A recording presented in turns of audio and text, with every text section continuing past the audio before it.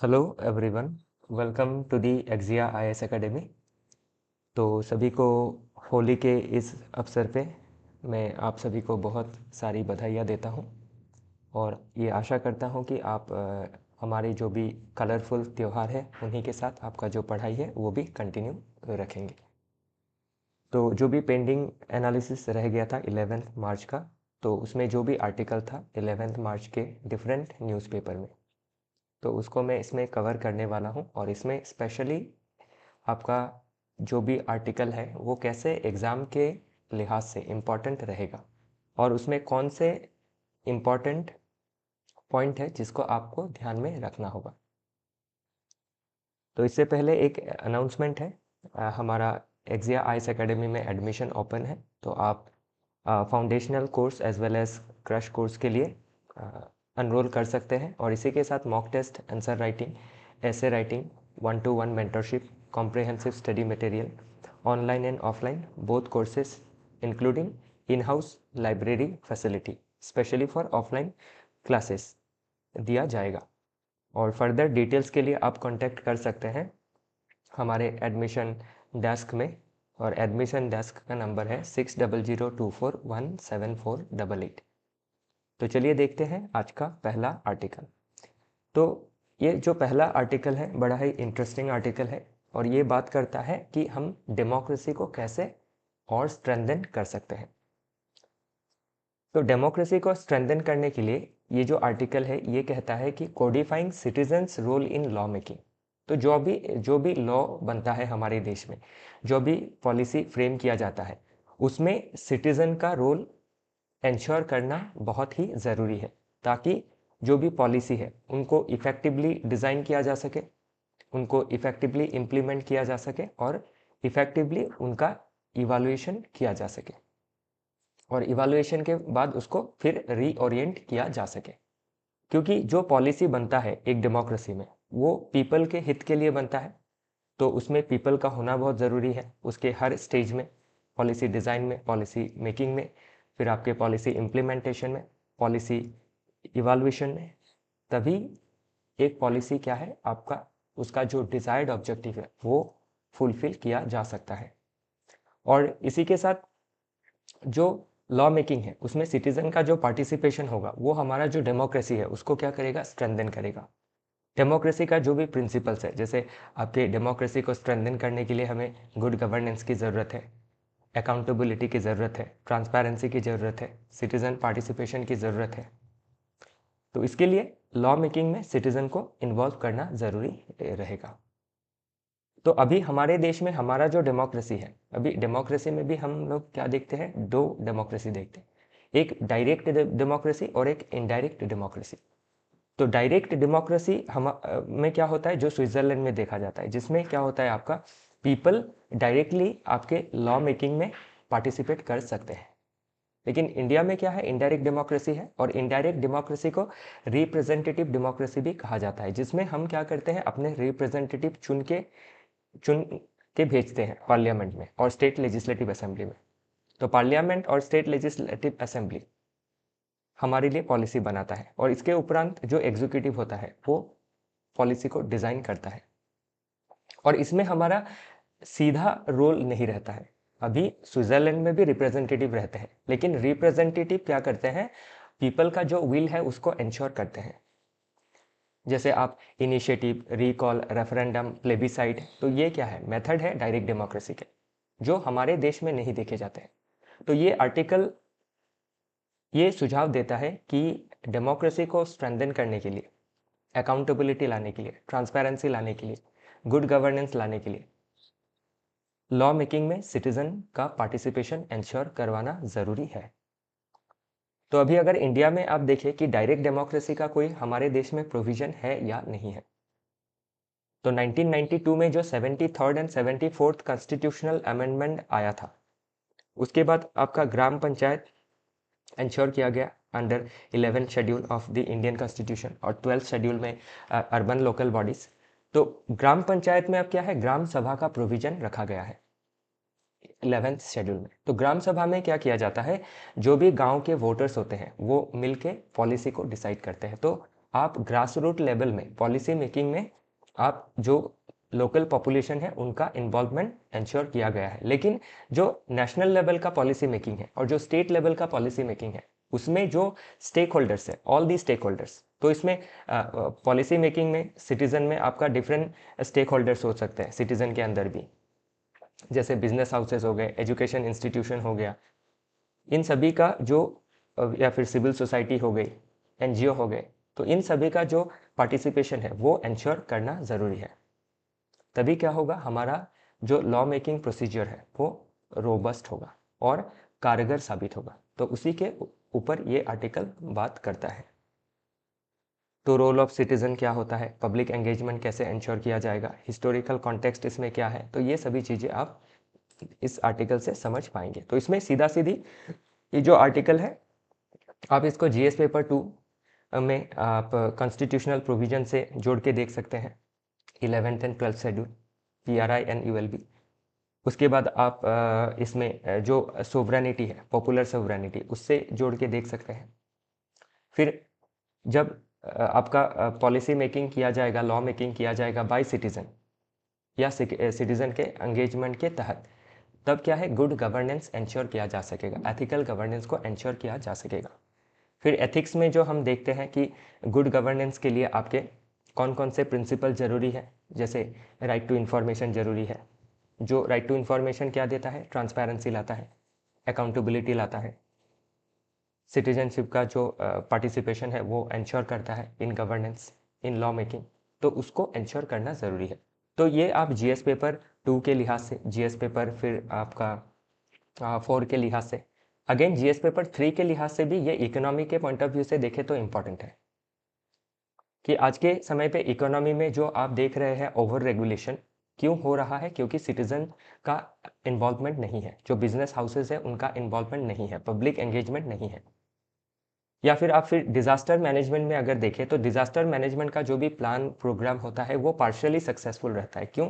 क्योंकि जो लोग डिज़ास्टर से अफेक्ट होंगे उनको डिज़ास्टर मैनेजमेंट की पॉलिसीज़ में इन्वॉल्व नहीं किया जाता है, या फिर अगर किया भी जाता है तो वो होल हार्टेडली नहीं किया जाता है।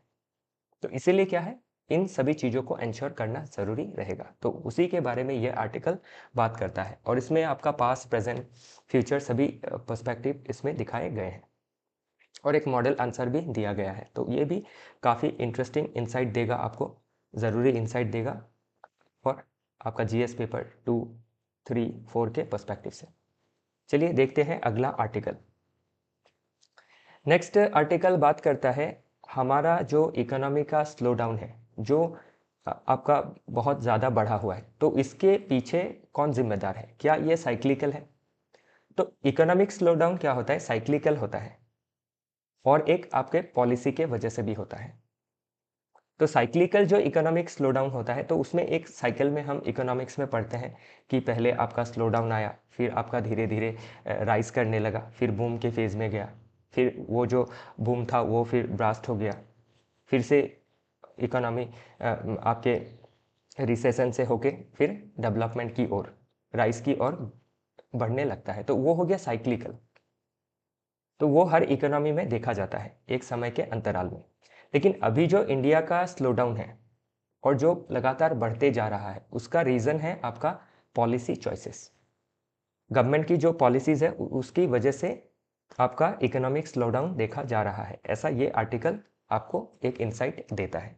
तो इसमें आप देख सकते हैं जो हमारा फिस्कल पॉलिसी है जो लिया जाता है by government, central government as well as state government. तो फिस्कल पॉलिसी हम किस में देखते हैं, बजट में।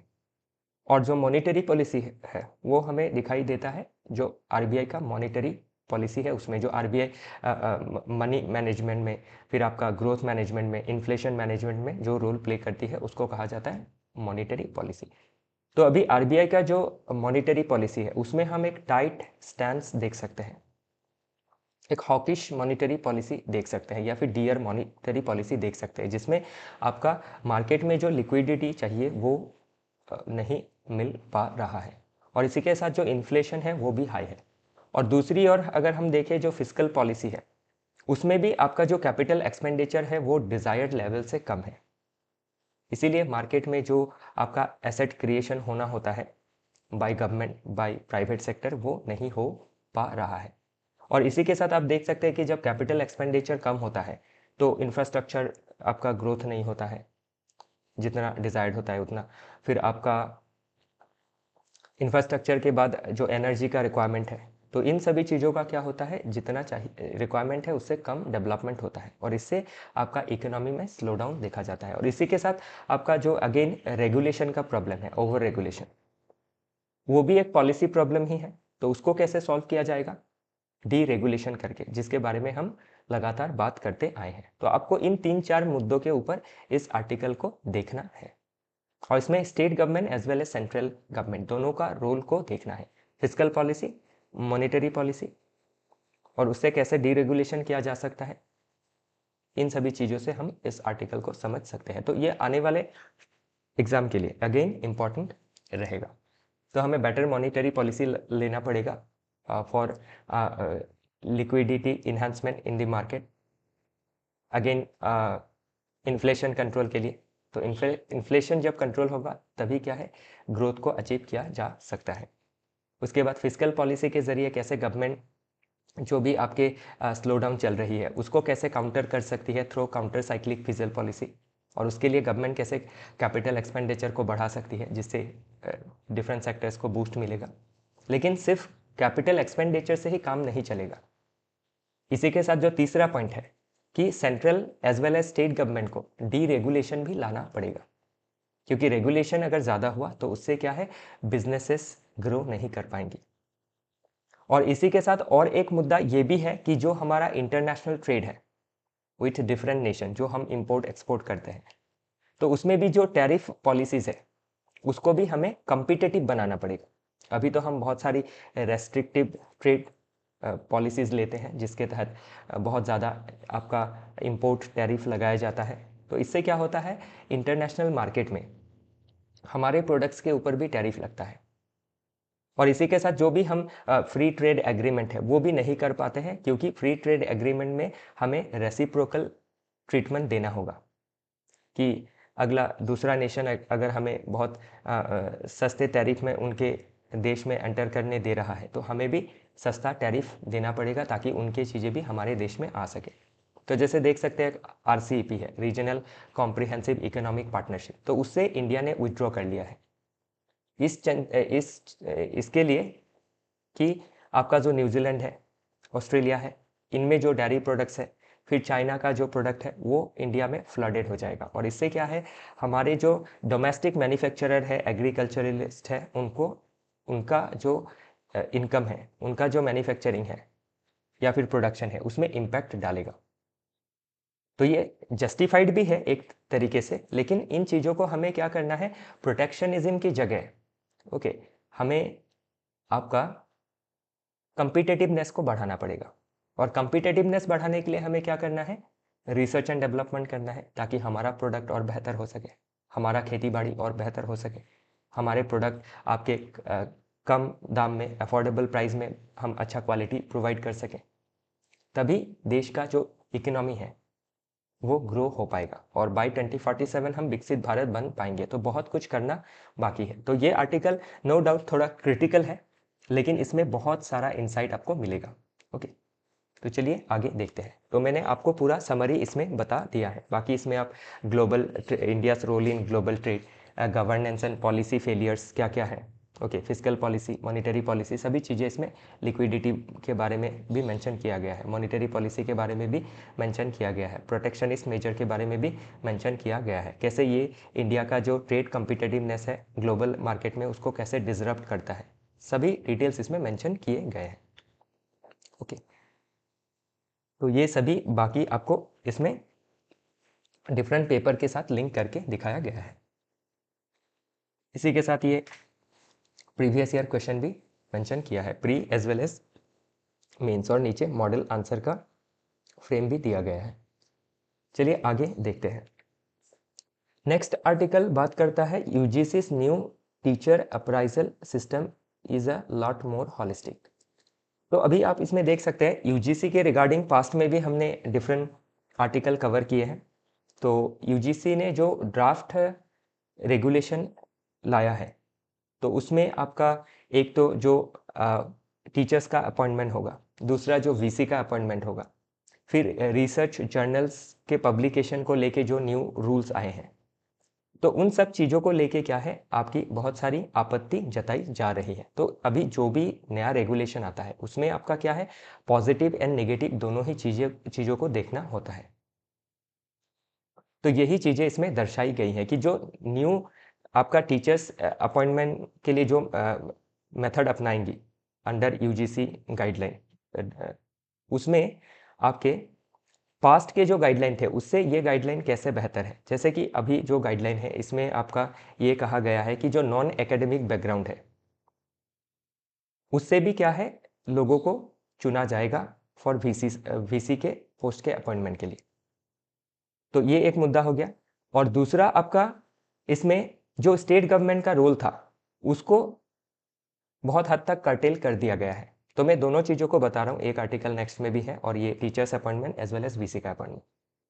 तो वीसी के अपॉइंटमेंट में अभी क्या है, नॉन एकेडमिक बैकग्राउंड के भी लोगों को लिया जाएगा, एज वेल एज जो स्टेट का जो आपका एक रोल रहता है उसको बहुत हद तक कर्टेल किया गया है। तो इससे क्या है, स्टेट भी आपत्ति जता रही है क्योंकि स्टेट यूनिवर्सिटीज़ में सबसे ज़्यादा फंडिंग स्टेट गवर्नमेंट ही करती है, तो स्टेट का से होना चाहिए।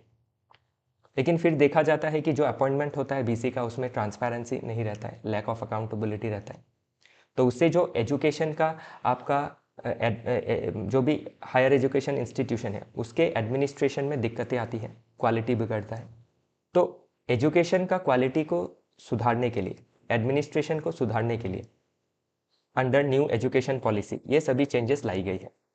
और इसी के उपरांत क्या है, जो टीचर्स का सिलेक्शन होगा उसमें भी ताकि आपका ट्रांसपेरेंसी आ सके, उसके लिए ये नए चेंजेस लाए गए हैं। लेकिन इसमें जो क्रिटिक है वो आपत्ति जता रहे हैं, लेकिन इसमें आपका पॉजिटिव टोन में ही ये आर्टिकल लिखा है। पास्ट में जो आर्टिकल हमने देखा था उसमें थोड़ा जो टोन था वो नेगेटिव था। तो इसमें कैसे अभी इसमें आपका जो भी टीचर सिलेक्शन होंगे वो डिफरेंट कम्पिटेटिव जो प्रोसीजर है उसको पार करके ही सिलेक्शन उनका होगा। सिर्फ जो एकेडमिक परफॉर्मेंस इंडेक्स है उसी के तहत उनको सिर्फ नहीं चुना जाएगा। तो पहले एपीआई का सिस्टम था, तो उस एपीआई का सिस्टम तो रहेगा ही, इसमें एपीआई के बारे में मेंशन किया है। तो एपीआई तो रहेगा ही, लेकिन सिर्फ एपीआई में क्या है, जो टीचर्स का डिफिशियंसी है वो नहीं झलकता है। तो अगर हम एपीआई के अलावा और भी डिफरेंट मेथड्स को इंक्लूड करेंगे तब क्या होगा, हम टीचर्स अपॉइंटमेंट में डेफिशिएंसीज को जान सकेंगे और उस हिसाब से हम कॉम्पिटिटिव जो कैंडिडेट है उनको अपॉइंट कर पाएंगे। और उससे हमारा क्या है, जो एजुकेशनल डेवलपमेंट है अंडर एनईपी वो बहुत हॉलिस्टिक हो पाएगा। तो ये ग्लोबल जो बेस्ट प्रैक्टिसेस है यूरोपियन नेशन के, अमेरिकन जो यूनिवर्सिटीज है उसके जो बेस्ट प्रैक्टिसेस है उसको फॉलो किया जा रहा है। तो अभी एग्ज़ाम के पर्सपेक्टिव से ये कैसे इंपॉर्टेंट रहेगा, तो जैसे मैंने पास्ट में बताया था, वुमेन एक थीम है, एनवायरनमेंट एक थीम है, उसी तरह से एजुकेशन भी एक थीम है, फिर आपका हेल्थ भी एक थीम है। तो एजुकेशन या फिर हेल्थ, उसमें आपको क्या करना है, जब एजुकेशन या हेल्थ के थीम को आप पकड़ेंगे तो उसमें आपको पहले प्राइमरी एजुकेशन या फिर प्राइमरी हेल्थ, फिर सेकेंडरी एजुकेशन या सेकेंडरी हेल्थ, फिर टर्चरी हेल्थ केयर सिस्टम, और एजुकेशन में तो टर्चरी नहीं रहता है, एजुकेशन में हायर एजुकेशन सिस्टम। तो क्या है, हमारे एग्जाम में primary education, secondary and higher education के रिगार्डिंग क्वेश्चन पूछा जाता है। तो अभी जो भी ड्राफ्ट यूजीसी गाइडलाइन है उसमें आपका पूरा यूजीसी का जो हायर एजुकेशन का जो हायर एजुकेशन जो इंस्टीट्यूट है उसमें teachers appointment as well as VC appointment, इन सभी चीज़ों में जो चेंजेस लाया गया है वो न्यू एजुकेशन पॉलिसी के तहत लाया गया है। तो ये सभी क्वेश्चन इन फ्यूचर पूछे जा सकते हैं आपके प्रीलिम्स में, मेंस में एज वेल एज इंटरव्यू में। तो इस बार हायर एजुकेशन के ऊपर, रिफॉर्म के ऊपर क्वेश्चन आने की संभावनाएं बहुत ज़्यादा रहेंगी। तो ये जो भी बाकी डिटेलिंग है इसकी, इसमें मेंशन की गई है। तो मल्टी डिसिप्लिनरी लर्निंग के ऊपर फोकस किया जा रहा है, इंडियन नॉलेज सिस्टम के ऊपर फोकस किया जा रहा है, डाइवर्स मैट्रिक ऑफ एक्सीलेंस के ऊपर फोकस किया जा रहा है कि अभी सिर्फ ऐसा नहीं होगा कि एपीआई के ऊपर ही बेस करके आपका सिलेक्शन किया जाएगा। तो डाइवर्स फील्ड में एक्सीलेंस को चेक किया जाएगा, इंडियन नॉलेज सिस्टम को चेक किया जाएगा, मल्टी डिसिप्लिनरी लर्निंग को चेक किया जाएगा, क्योंकि हम अभी प्रमोट क्या करना चाहते हैं, multi disciplinary learning, Indian knowledge system, बच्चों का एक्सीलेंस बढ़ाना चाहते हैं। तो उसके लिए टीचर्स का भी उस लेवल पे एक्सीलेंस मेजर करना ज़रूरी है, और वो सिर्फ एकेडमिक जो परफॉर्मेंस आपका इंडिकेटर है उससे ये कंप्लीट नहीं होगा। तो उसके लिए टीचर्स को चुनने के लिए भी हमें क्या करना है, डाइवर्स मैट्रिक को देखना होगा, ताकि हम एक्सीलेंट जो ह्यूमन रिसोर्स है उनको चुन सके एज टीचर और एज प्रोफेसर। ओके, तो ये सभी चीज़ें इसमें मेंशन की गई है। चलिए देखते हैं अगला article, upgrading the plumbing of India's administration. तो ये भी काफ़ी इंसाइटफुल आर्टिकल है। तो आपके सिलेबस में जीएस पेपर 2 में मुझे जहाँ तक ध्यान है उसमें रोल ऑफ सिविल सर्विसेज करके सिलेबस का पार्ट है, तो ये उस पार्ट में ये आर्टिकल फिट बैठता है। तो ये GS paper 2 as well as GS paper 4 के लिए इम्पॉर्टेंट रहेगा, और उसी के साथ ये जीएस पेपर 3 इकोनॉमी के लिए भी इम्पॉर्टेंट रहेगा, या फिर डिजास्टर मैनेजमेंट के लिए भी इम्पॉर्टेंट रहेगा। किस लिहाज से, इसमें कहा गया है कि जो इंडियन एडमिनिस्ट्रेशन है, जो हमारा ब्यूरोक्रेसी है, स्पेशली इसमें आईएएस के ऊपर फोकस किया गया है, जो सिविल एडमिनिस्ट्रेशन को देखता है। तो अभी आप देखते हैं कि जो भी पॉलिसीज़ बनाई जाती है गवर्नमेंट द्वारा, और जो भी पॉलिसीज़ इम्प्लीमेंट की जाती है गवर्नमेंट के द्वारा, तो पॉलिसी मेकिंग में भी आईएएस का रोल रहता है, और पॉलिसी इम्प्लीमेंटेशन में भी आईएएस का बहुत ही ज़्यादा रोल रहता है। तो अभी प्रॉब्लम क्या है कि जो आईएएस है ना, वो जनरलिस्ट है। उनका जो भी हमारे ऑफिसर्स है वो स्पेशलाइज्ड नॉलेज के साथ नहीं आते हैं, वो जनरलाइज नॉलेज के साथ आते हैं। और जनरलाइज नॉलेज के साथ आने से क्या होता है, हमारा जो प्रॉब्लम है उसके लिए हमें स्पेशल सोल्यूशन चाहिए, और स्पेशल सोल्यूशन हमें नहीं मिल पाता है। और इसका जो रूट प्रॉब्लम है वो है जो हमारा एडमिनिस्ट्रेटिव सिस्टम है। तो एडमिनिस्ट्रेटिव सिस्टम को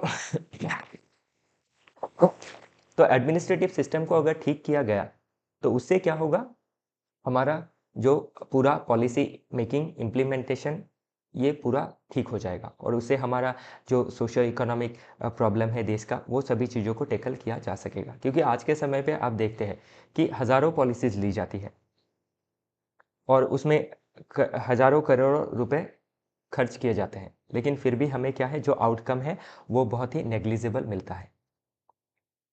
कि पैसे तो हम पूरे लगाते हैं, बहुत सारी पॉलिसीज़ बनाई जाती हैं, लेकिन उसका जो एंड रिज़ल्ट आना चाहिए वो फ्रूटफुल नहीं रहता है, या फिर जो डिज़ायर्ड रिज़ल्ट है वो हमें नहीं मिल पाता है। और इसके पीछे एक कारण और एक चीफ कारण, मेन वजह ये भी है कि हमारे जो एडमिनिस्ट्रेटर्स है वो जनरलिस्ट इन नेचर है। तो इसीलिए इसमें आपका सुझाव ये दिया गया है, ये सभी मैं नहीं कह रहा हूँ, ये आर्टिकल ऐसा बता रहा है। ओके, ये मेरी खुद की आपकी पर्सपेक्टिव नहीं है। तो इसमें अभी ये आर्टिकल क्या कहता है कि जो हमारा आईएएस का अपॉइंटमेंट होगा, तो उसमें आपका जो भी आईएएस होंगे उनमें डिवीजन करना ज़रूरी है, ताकि स्पेशली उनको ट्रेन किया जा सके। तो division of IAS into IAS F and IAS P. तो आईएएस एफ क्या हुआ, आईएएस फील्ड हो गया, कि जो फील्ड लेवल में वर्क करेंगे। तो जैसे डिस्ट्रिक्ट लेवल में डीसी होते हैं, तो फिर आपके सब डिविजनल लेवल में एसडीएम होते हैं। तो ये हो गया फील्ड लेवल में। तो इनका काम रहता है पॉलिसी मेकिंग करना, नहीं, पॉलिसी जो मेक हो गया है स्टेट लेवल में और सेंट्रल लेवल में उसको इम्प्लीमेंट करना, जो सेक्रेटेरिएट लेवल में हो जाता है, जो पीएमओ लेवल में सीएमओ लेवल में हो जाता है। तो अभी जो आईएएस ऑफिसर रहेंगे जो फील्ड लेवल के, जो डिस्ट्रिक्ट में रहेंगे, डिफरेंट डिस्ट्रिक्ट में, तो वो हो गए फील्ड लेवल। तो वो पॉलिसी को इम्प्लीमेंट करेंगे, और जो पॉलिसी बनाएंगे उनका डिवीजन अलग होना चाहिए, जो आपके मिनिस्टर्स के साथ सेक्रेटेरिएट लेवल में रहेंगे, जो सुझाव देंगे मिनिस्टर को। तो उसके लिए क्या है, जो पॉलिसी लेवल के आईएएस ऑफिसर रहेंगे उनको स्पेशली ट्रेन करना पड़ेगा, ताकि वो बेहतर पॉलिसी मेकिंग कर सके, और फील्ड लेवल में जो रहेंगे वो बेहतर इम्प्लीमेंट कर सके। तभी क्या है, जो आउटकम होगा वो अच्छा रहेगा, जो पैसे हम लगाएंगे पॉलिसीज में उससे बेटर रिजल्ट निकल के आएगा। और इसी के साथ और एक चीज़ क्या है, इसमें आपका फ्रीक्वेंट ट्रांसफ़र भी देखा जाता है। तो वो फ्रीक्वेंट ट्रांसफ़र को भी रोकना होगा, क्योंकि आप जब एक ऑफिसर को एक जगह में 1 साल से भी कम समय रखेंगे तो उससे क्या होगा, जो ऑफिसर है उसकी अकाउंटेबिलिटी नहीं रहेगी, उनकी एक्सपर्टीज कभी डेवलप नहीं हो पाएंगी, क्योंकि वो ऑफिस में बैठेंगे जब तक समझने लगेंगे तब तक उनको वहाँ से हटा के दूसरे पोस्ट में, दूसरे ऑफिस में डाल दिया जाएगा। तो उनसे उनका क्या है, जो एक्सपर्टीज़ है वो बिल्ड नहीं होगा और वो अपने पोस्ट को लेके अकाउंटेबल भी नहीं रहेंगे। तो इसीलिए अकाउंटेबिलिटी को इंश्योर करने के लिए, एक्सपर्टीज़ को इंश्योर करने के लिए एक पर्टिकुलर काम में उनको एक लंबे समय तक लगाना होगा, मिनिमम 2 साल तो रखना होगा, तभी उनको सारी चीज़ें समझ में आएंगी।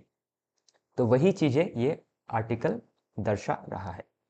तो आने वाले समय में आप या फिर पास्ट के एग्ज़ाम के पेपर अगर देखेंगे तो उनमें सिविल सर्विसेज रिफॉर्म के बारे में जिक्र किया गया है। तो इन फ्यूचर सिविल सर्विसेज के रिफॉर्म के बारे में अगर कोई भी बात की जाती है तो आप ऐसे सुझाव रख सकते हैं। तो इन जनरली आपको चीज़ें समझनी होंगी। चलिए देखते हैं अगला आर्टिकल। नेक्स्ट आर्टिकल बात करता है अटॉनिक फॉर एटॉमिक। तो इसमें न्यूक्लियर एनर्जी के बारे में बात कर रहा है, स्पेशली सिविल न्यूक्लियर पावर के बारे में, जिससे इलेक्ट्रिसिटी जनरेट की जाती है।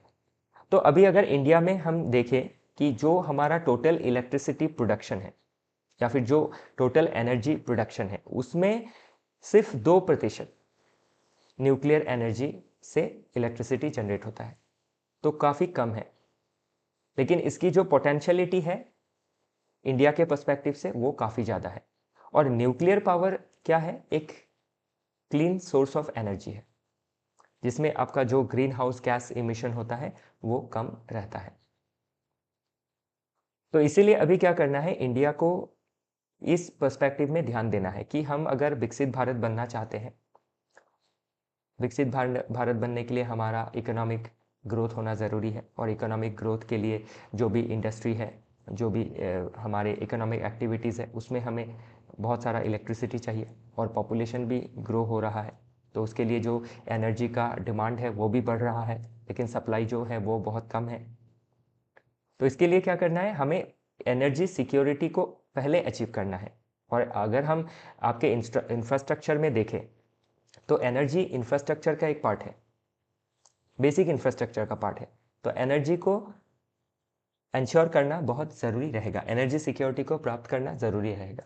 और उसी के साथ हम जो इकोनॉमिक डेवलपमेंट का गोल हासिल करना चाहते हैं उसमें हम आपका एनवायरनमेंट को भी डिग्रेड करना नहीं चाहते हैं। 2 एस्पेक्ट आ गया, एक इकोनॉमिक डेवलपमेंट, दूसरा एनवायरनमेंट का जो साइड है वो। तो एनवायरनमेंट को प्रोटेक्ट करने के लिए हमें अभी आप देख सकते हैं 50% से भी ज़्यादा, लगभग 50 से 70% के अंदर है जो हमारा इलेक्ट्रिसिटी है वो कोल फायर्ड पावर प्लांट से आता है। तो उससे क्या होता है, बहुत ज़्यादा ग्रीन हाउस गैस इमिशन होता है।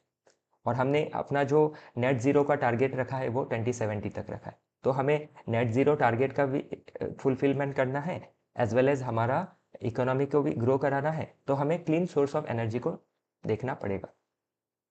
तो अभी क्लीन सोर्स ऑफ एनर्जी में हमारा विंड मिल आ गया, फिर आपका सोलर पावर भी आ गया। लेकिन विंड मिल, सोलर पावर, इन सब के लिए क्या चाहिए, बहुत सारा लैंड चाहिए और सुइटेबल जगह चाहिए जहाँ पे सनलाइट पड़े, जहाँ पे हवा चले। विंड मिल के लिए जहाँ हवा चले, जैसे कोस्टल एरिया में, खाली जगहों में।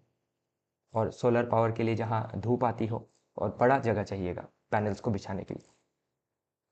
तो उसमें क्या है, आपका सहूलियत कम रहता है। लेकिन न्यूक्लियर एनर्जी के लिए क्या है, कम जगह में हम ज़्यादा एनर्जी प्रोड्यूस कर सकते हैं। बस कंसर्न ये रहता है न्यूक्लियर एनर्जी में कि न्यूक्लियर एक्सीडेंट अगर हो गया तो एनवायरनमेंट को और ह्यूमन हेल्थ को ये बहुत ज़्यादा इम्पैक्ट करेगा, डैमेज करेगा।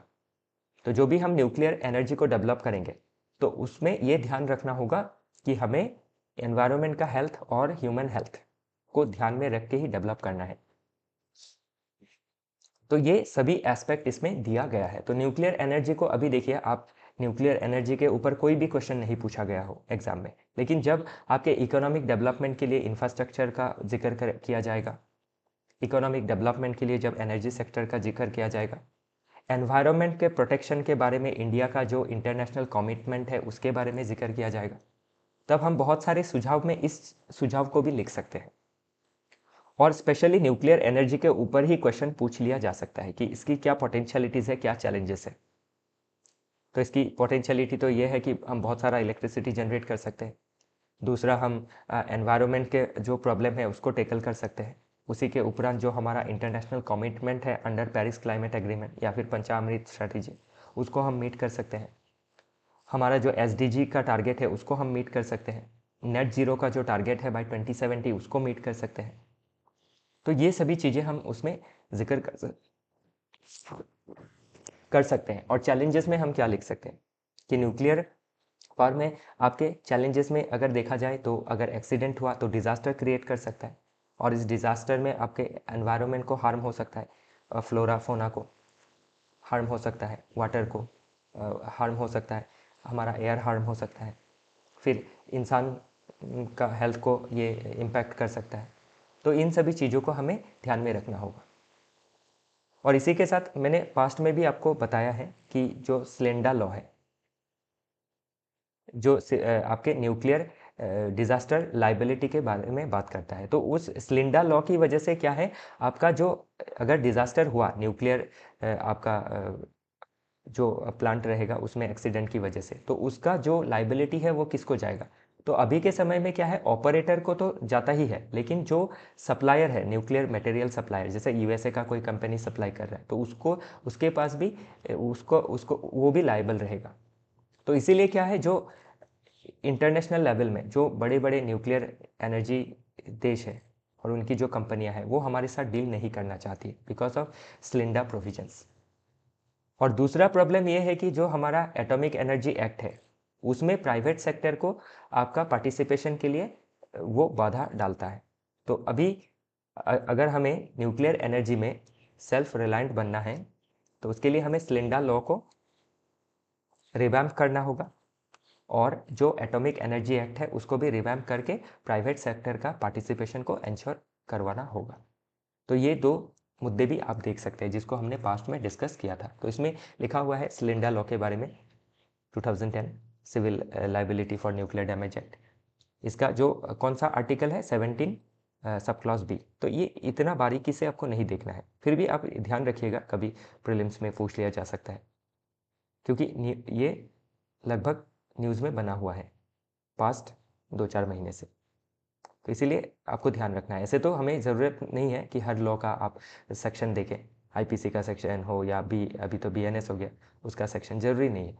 लेकिन अगर बीएनएस का कोई सेक्शन या फिर किसी लॉ का, एनवायरनमेंट प्रोटेक्शन एक्ट का, या फिर अदर जो भी water prevention and control of pollution act है, okay, SC/ST atrocity prevention act है, फिर आपके डोमेस्टिक वायलेंस को प्रिवेंट करने के लिए 2005 का एक्ट है। तो इन सभी एक्ट के आपको आर्टिकल्स, प्रोविजंस को नहीं पढ़ना है।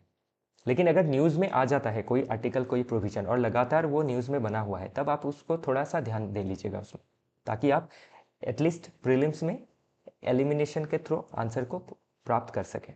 ओके, उसके साथ एटॉमिक एनर्जी एक्ट है। तो इसमें क्या है, इसको अमेंड करके जो प्राइवेट प्लेयर है उनके पार्टिसिपेशन को इंश्योर कराना ज़रूरी रहेगा। उसी के रिगार्डिंग ये सभी चीज़ें इसमें दी गई है। ओके, तो इसको आप एक बार बढ़िया से देख लीजिएगा। नेक्स्ट जो आर्टिकल है वो बात करता है flood hit farmers must be adequately compensated. तो इस आर्टिकल में स्पेशली आपके तमिलनाडु में जो हाल ही में साइक्लोन आया उसकी वजह से कैसे आपके डिज़ास्टर क्रिएट हुआ और उस डिज़ास्टर में आपके फार्मर्स को जो लॉस हुआ उसके बारे में ये आर्टिकल बात कर रहा है। तो अभी क्या होता है, जब भी कोई डिज़ास्टर आता है, फ्लड हो, साइक्लोन हो, तो आपके south Indian state, Andhra Pradesh, Tamil Nadu, फिर आपका केरला, कर्नाटका, इन स्टेट में क्या है, साइक्लोन देखा जाता है, या फिर उड़ीसा। तो इससे क्या होता है, साइक्लोन से आपका साइक्लोन ऐसे तो डिफरेंट सेक्टर को ही इम्पैक्ट करता है, लेकिन इसमें क्या है, एग्रीकल्चर सेक्टर भी इम्पैक्ट होता है, जिससे फार्मर को ये बहुत ज़्यादा हिट करता है। फार्मर का जो लाइवलीहुड है, जो इनकम है, उसको हिट करता है। तो अभी ये जो भी डिज़ास्टर है, इसके वजह से फार्मर को जो भी नुकसान झेलना पड़ता है, इसके लिए गवर्नमेंट क्या करती है, कंपनसेशन देती है। लेकिन जो कंपनसेशन देती है वो एडिक्वेट नहीं है। तो कैसे एडिक्वेट कंपनसेशन दिया जाए उसी के बारे में ये आर्टिकल बात करता है, ताकि फार्मर्स का जो स्ट्रेस है उसको कम किया जा सके। क्योंकि अब फार्मर्स को अगर स्ट्रेस हुआ तो फार्मर्स का जो सुसाइड का केसेस है वो बढ़ेगा, लोग फार्मिंग करने से डरेंगे। और फार्मिंग ऐसा एक प्राइमरी एक्टिविटी है जिससे क्या होता है, फूड सिक्योरिटी को इंश्योर किया जा सकता है। और ये जो फार्मिंग सेक्टर है इंडिया में लगभग 50% लोगों को एम्प्लॉयमेंट प्रोवाइड करता है। तो ये बैकबोन ऑफ इंडिया से रूरल इकोनॉमी है। तो इसीलिए जो भी फार्मर्स है उनके जो भी दिक्कत है उनको टेकल करना बहुत ज़रूरी है। तो अभी इसमें मैं फिर से आपको बताऊंगा कि आपका इकोनॉमी के अंदर आपका जो डिफरेंट सेक्टर है वो भी एक थीम है सिविल सर्विसेज एग्जाम के लिए। तो उसमें आपके इकोनॉमी के बारे में बात करते ही 3 सेक्टर के बारे में हमें सीखना होता है। एक तो हो गया आपका प्राइमरी सेक्टर, जिसमें आपका एग्रीकल्चर हो गया, फिर फिशरी हो गया, फॉरेस्ट्री हो गया, माइनिंग हो गया, ये सभी चीज़ें प्राइमरी सेक्टर में आ जाती है। तो इन सभी चीज़ों में एग्रीकल्चर सबसे ज़्यादा ज़रूरी रहता है। फिर आपका फिशरी हो गया। ओके, तो उस हिसाब से क्या है, आपको प्रेफरेंस में रखना है। सेकेंडरी सेक्टर में आपका इंडस्ट्रियलाइजेशन हो गया, मैन्युफैक्चरिंग, फूड प्रोसेसिंग, इन सभी चीज़ों को हम देख सकते हैं, एमएसएमई।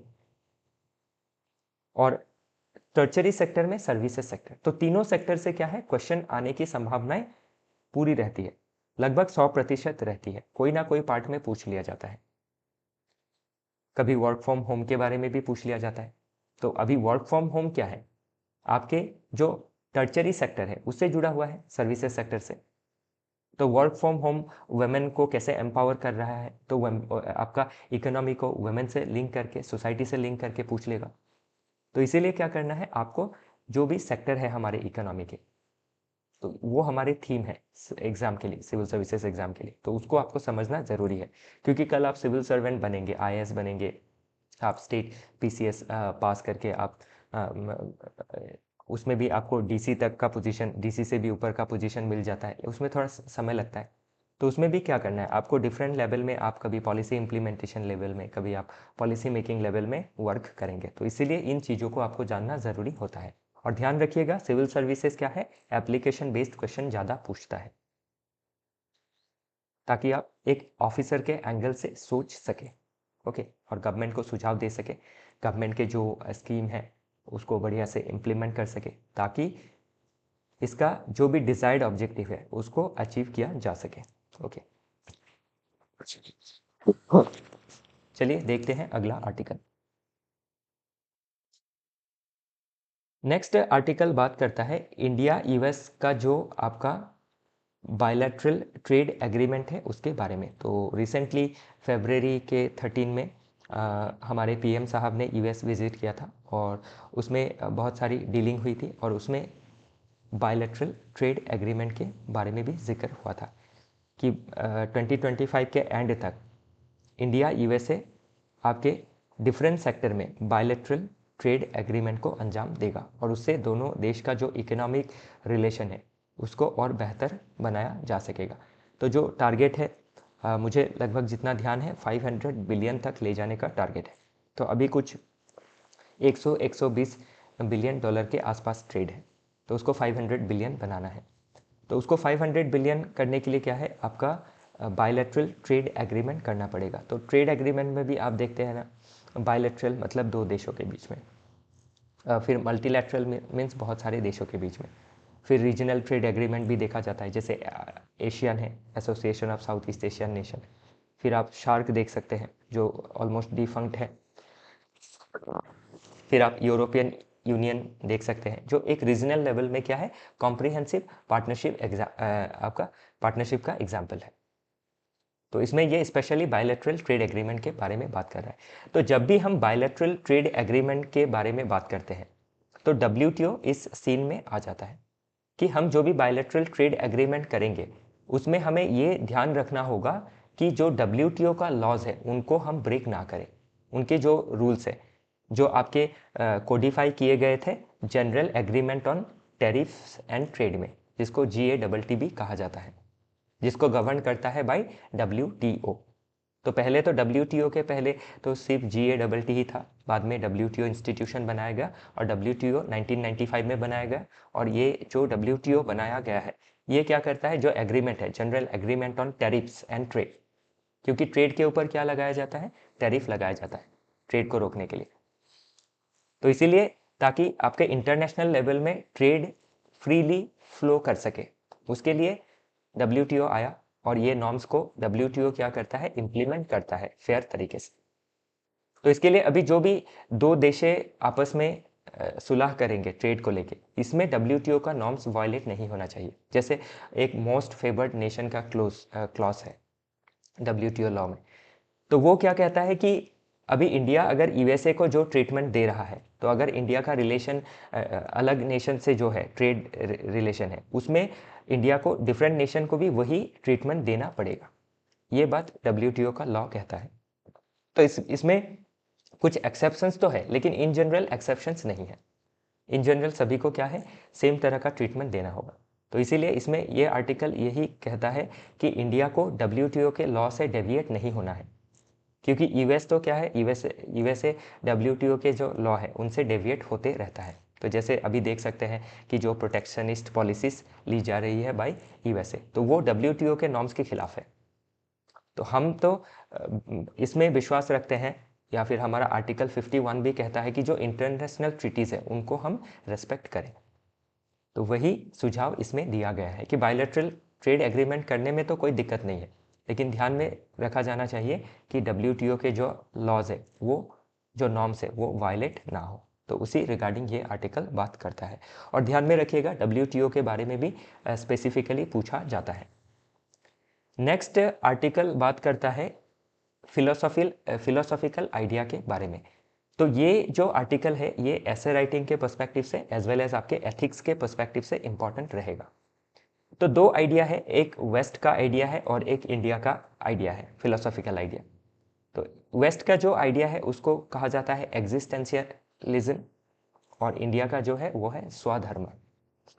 तो अभी जो एग्जिस्टेंशियलिज्म का जो आइडिया है उसको दिया था जेन पॉल सार्ट्रे नाम के एक फिलोसोफर ने, और जो स्वधर्म है वो हमारे जो आपके एंशियंट समय में हमारा जो आपका महाभारत है, भगवत गीता है, उससे ये फिलोसॉफी हमारे लाइफ में आता है। तो अभी एग्जिस्टेंशियलिज्म क्या कहता है कि लोगों को अपना फ्रीडम बजा के रखना चाहिए, और लोग जो करना चाहते हैं, उनके लाइफ में जो पर्पस है उसको अचीव करने की कोशिश करनी चाहिए।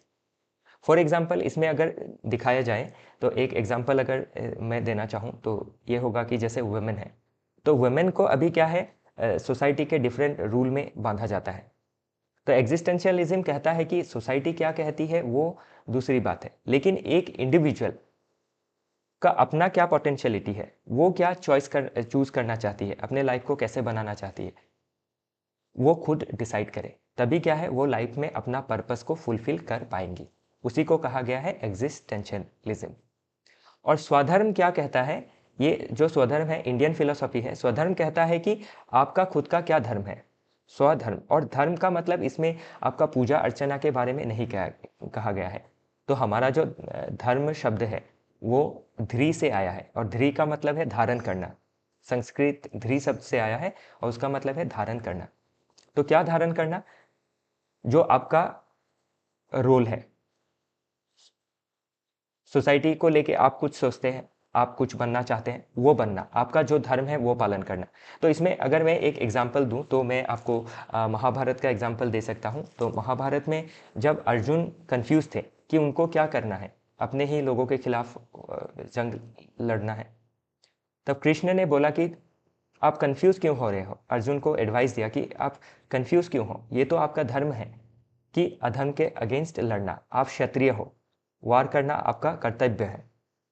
तब जो अर्जुन का जो डायलामा था, जो दुविधा थी, वो दूर हो गया था, और तब अर्जुन को ये एहसास हो गया कि उनका धर्म यही है, उनका चॉइस यही है, उनको यही करना चाहिए।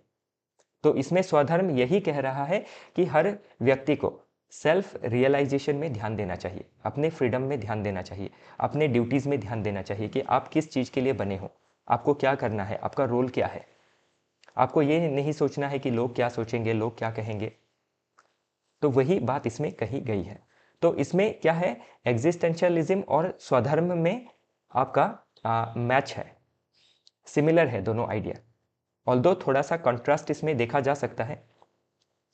तो हमारा जो स्वधर्म है वो एक हमारा जो इंडियन फिलॉसफी है, स्पेशली धर्म से जुड़ा हुआ है। जैसे भगवद गीता में कृष्ण भगवान ने जो एडवाइस दिया अर्जुन को, उसके ऊपर ये प्रिंसिपल आया है। और एग्जिस्टेंशियलिज्म आपका जो वेस्टर्न फिलॉसफी है, ये इंडिविजुअलिस्टिक नेचर का है, जो इंडिविजुअल के लिबर्टी के बारे में बात करता है। और स्वधर्म थोड़ा सोसाइटी को भी लिंक करता है कि सोसाइटी में तुम्हारा क्या रोल रहेगा, तुम क्या करने आए हो, तुम्हारा पैदा क्यों हुआ है, तुम अपने आप को पहचानो, अपना जो रोल है उसको प्ले करो, अपने आप को रियलाइज़ करो, उसके बारे में ये चीज़ कहता है। तो इसका कंट्रास्ट थोड़ा सा है, लेकिन बाकी जो आइडिया है ऑलमोस्ट सेम है। तो इससे आपको एक सीख मिलती है कि आपको क्या करना है, अपने आप को समझना है, अपना लाइफ आपको खुद संवारना है, आपके अंदर जो पोटेंशियलिटी है आपको उसको बेहतर करना है, और उस हिसाब से आपको काम करना है। आपको सोसाइटी के प्रेशर में या फिर किसी पीयर प्रेशर में आके आप एक्ट ना करें, आपके खुद के अंदर इंट्रोस्पेक्शन करें, खुद के अंदर झांके आपका क्या रोल है। क्योंकि हर इंसान दुनिया में बार बार नहीं आता है, एक ही बार आता है, एक ही बार जन्म होता है उसका, और उसका मौत हो जाता है। तो वो जो लाइफ है आपके बॉर्न एंड डेथ के बीच में, जन्म और मृत्यु के बीच में, तो उसमें आपका जो लाइफ है वो आपको डिसाइड करना है। वही कहता है एग्जिस्टेंशियलिज्म एंड स्वधर्म। लेकिन इसमें आप इसको गलत मत समझिएगा कि माई लाइफ माई रूल, ऐसा जो इगोइस्टिक चीज़ है वो इसमें नहीं बताया गया है। ये बहुत ही पॉजिटिव सेंस में कहा गया है, ओके, कि आपको अपना लाइफ ऐसे चुनना है जिससे आप क्या कर सके, आपके लाइफ को आप बहुत ज़्यादा बेहतर मीनिंगफुल तरीके से जी सके, इसको आपका सेल्फ एक्चुअलाइजेशन हो, सेल्फ रियलाइजेशन हो। तो सेल्फ एक्चुअलाइजेशन और सेल्फ रियलाइजेशन के बारे में अब्राहम मैस्लो साहब ने भी अपना थ्योरी दिया है। तो जो हाईएस्ट स्टेज था अब्राहम मैस्लो साहब का, कि हमारा जो नीड्स होता है, डिफरेंट नीड, जैसे हमें कपड़े चाहिए, फिर हमें पैसे चाहिए खाने के लिए, उसके लिए काम चाहिए, तो ये हमारे हो गए आपके लोअर डिज़ायर्स। एकदम हायर डिज़ायर क्या है, सेल्फ एक्चुअलाइजेशन। सब होने के बाद हम चाहते हैं, हम ये सोचने लग जाते हैं। अभी अगर कोई एस्पिरेंट है तो वो सोच रहा है कि कैसे मुझे एक जॉब मिले जिससे मैं क्या कर सकूं, मेरा इकोनॉमिक जो कंडीशन है उसको सुधार सकूं। लेकिन आपको जब एक बार जॉब मिल जाएगा आपकी, उसके बाद लोगों को रहता है कि हमें शादी करनी है, अपना फैमिली बसाना है, तो उसके बाद भी वो भी एक डिज़ायर है, ओके। लेकिन उसके बाद आपको ऐसा लगेगा कि मैं लाइफ में आया क्यों हूँ, क्या वजूद है मेरे आने का। तो वो हो गया सेल्फ एक्चुअलाइजेशन का लेवल। तो उसमें क्या है, आपको अपने आप को सेल्फ एक्चुअलाइज करना पड़ेगा, और सेल्फ एक्चुअलाइज करने के लिए ही आप लोग सिविल सर्विसेज को चुनने जा रहे हो। सिर्फ अगर एम्प्लॉयमेंट के लिए आप चुन रहे हैं तो ये आपका सेल्फ एक्चुअलाइजेशन नहीं होगा। और मुझे पता है कि आप कहीं ना कहीं आपके मन में ये है कि मुझे अथॉरिटी चाहिए, मैं अथॉरिटी में आना चाहता हूँ, अथॉरिटी में आने के बाद मैं सोसाइटी में चेंज लाना चाहता हूँ। तो वो जो आपका गोल है ना, वही सेल्फ एक्चुअलाइजेशन है, और उसी के लिए आप दिन रात मेहनत कर रहे हैं। तो मेहनत कीजिए, अपने पोटेंशियलिटी को और निखारिए, और आप सिविल सर्विसेज ज्वाइन कीजिए। और आप अपना लाइफ छोड़ने से पहले, मतलब आपके सब कोई तो जाना ही है, तो जिस दिन आप जाएंगे एक समय के बाद, तो उससे पहले आप कुछ ना कुछ सोसाइटी को दे के जाए, आपको अच्छा फील होगा, उससे आपका सेल्फ रियलाइजेशन होगा। तो उसी के बारे में ये आर्टिकल बात करता है। तो काफ़ी इंसाइटफुल एंड डीप फिलोसॉफिकल है, ओके। पता नहीं मैं कितना दूर आपको समझा पाया इसको, लेकिन आप अपनी तरफ से भी इसको एक बार पढ़ लीजिएगा। चलिए देखते हैं नेक्स्ट आर्टिकल। नेक्स्ट आर्टिकल बात करता है the Indian university and the search for a VC. तो ये यूजीसी का जो ड्राफ्ट रेगुलेशन है, अगेन इसमें लिखा हुआ है, उसी के बारे में है। तो जो टीचर्स रिक्रूटमेंट है उसी में वीसी के बारे में भी मैंने जिक्र कर दिया था, तो इसको भी आप कवर कर लीजिएगा, ओके। तो हायर एजुकेशन को लेके क्वेश्चन पूछा जा सकता है। तो इसी के साथ आज का जो डिस्कशन है ये 11 मार्च का था, तो ये समाप्त होता है। तो मैं फिर से 12 मार्च का जो डिस्कशन है उसको लेके आऊँगा, कोशिश करूँगा कि आज लेके आ सकूँ। 12 आज तो 14 है, तो 12 13 अगर आज मैं ला पाया तो कल मैं 14 15 को ला के अपडेट कर पाऊँगा, ओके। आई होप आप अच्छी तरीके से पढ़ेंगे। ओके, और मेरी आप सभी से ये विनती भी है कि आप हमारे स्टूडेंट हो या ना हो, इसको अच्छी तरीके से पढ़िएगा। ओके, हमारा एक्जिया IAS एकेडमी का गोल ही यही है कि जो हमसे जुड़े उनको भी हम मदद करें, और जो हमसे नहीं भी जुड़े हैं हमारे कोचिंग इंस्टीट्यूट में, उनको भी हम मदद कर पाए through this digital platform. Okay, और आप ये भी कर सकते हैं, अगर एडमिशन नहीं भी लेना है तो भी आप हमें कॉल कीजिए। आपका कोई डाउट है, कोई क्वेरी है, तो वो भी हम सॉल्व करने की कोशिश करेंगे। ओके, और ये फ्री ऑफ कॉस्ट रहेगा, इसके लिए आपको कुछ पेमेंट नहीं करना है, और आप बेझिझक हमें कांटेक्ट कर सकते हैं, हमारे मेंटर्स से आप बात कर सकते हैं। और हमारे मेंटर्स में जो हमारे गेस्ट मेंटर्स हैं वो सिविल सर्वेंट है, जो वीक में 2-3 क्लासेस हमें करके देते हैं फ्री ऑफ कॉस्ट। ऑनलाइन भी करते हैं और ऑफलाइन भी करते हैं। तो इसी के साथ अभी के लिए विदा लेता हूँ, फिर मिलूंगा नेक्स्ट वीडियो में, तब तक के लिए अलविदा।